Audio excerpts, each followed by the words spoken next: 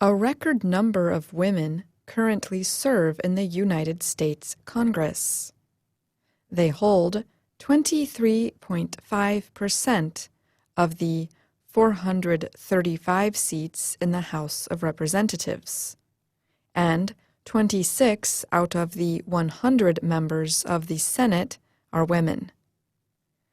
However, the U.S. government has a smaller percentage of female lawmakers than many other countries, including Mexico, Tunisia, Vietnam, and Zimbabwe.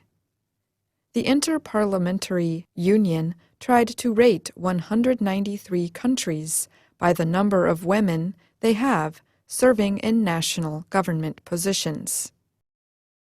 The United States finished in 76th place in the study. The numbers are a little higher on the state government level. In 2019, about 29% of state legislators were women. 2 female members of the U.S. Senate, Amy Klobuchar of Minnesota and Elizabeth Warren of Massachusetts, are among the candidates seeking to win the presidential nomination of the Democratic Party. Some observers say the two are likely to be judged more critically than men during their efforts to become commander-in-chief. Women are expected to be twice as good, says Amanda Hunter. She is Director of Research and Communications for the Barbara Lee Family Foundation. The organization aims to make sure women are equally represented in U.S. politics. Women who are in office often change the nature of the political debate.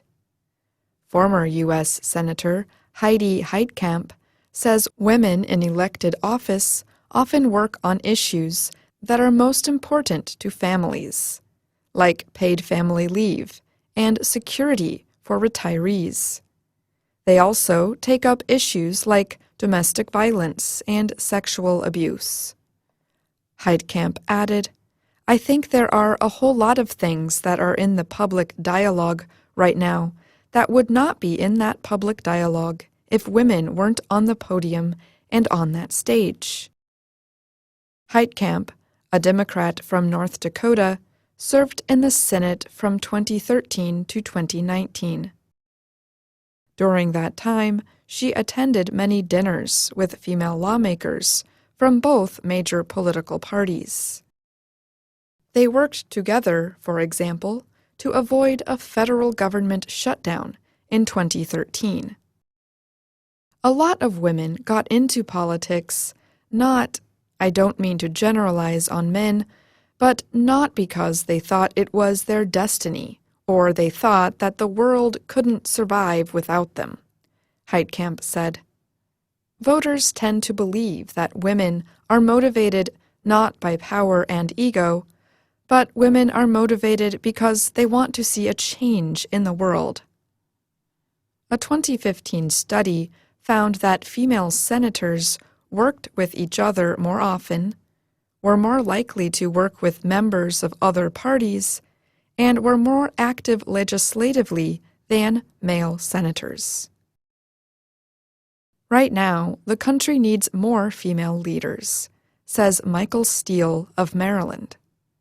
He was the first African American to chair the Republican National Committee. Women tackle problems differently than men do, Steele noted. Our politics have gotten hot.